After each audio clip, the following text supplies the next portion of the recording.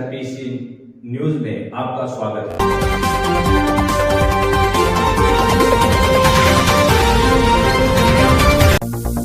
चलो दर्शक मित्रों, नवा वीडियो में आपનું हार्दिक સ્વાગત છે અને હું છું દિનેશ બાબરિયા।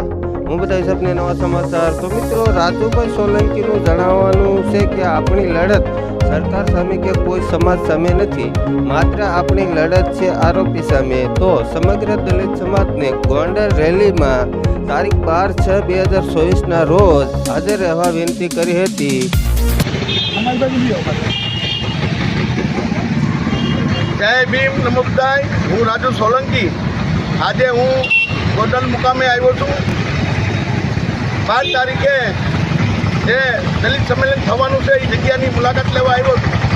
તો આ દીકરો સંજુ સોલંકી જે છે એ રાજુ સોલંકીનો દીકરો નથી, સમૃદ્ધ અનુજાતિ સમાજના લોકોની આબરૂનો સવાલ છે। ત્યારે આ અનુજાતિ સમાજના દીકરાનું અપહરણ કરી અને જયરાજસિંહનો દીકરો નંગન હાલતમાં મારે છે, ત્યારે સમગ્ર અનુજાતિ સમાજના લોકોને મારી અપીલ છે કે 12 તારીખે આપણે મોટી સંખ્યામાં ગોંડલ પધારીએ।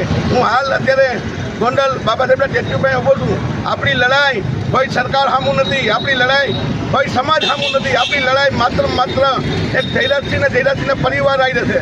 જેથી કરીને મારા દલિત ભાઈઓને પણ વિનંતી છે, આપણે જે કોઈ વિડીયો બનાવીએ તો માત્ર જયરાજસિંહના પરિવારને જયરાજસિંહના વિરુદ્ધમાં જ બનાવીએ, કોઈ સમાજની વિરુદ્ધમાં કે કોઈ સરકારની વિરુદ્ધમાં ના બનાવીએ। જય ભીમ, નમો બુદ્ધાય।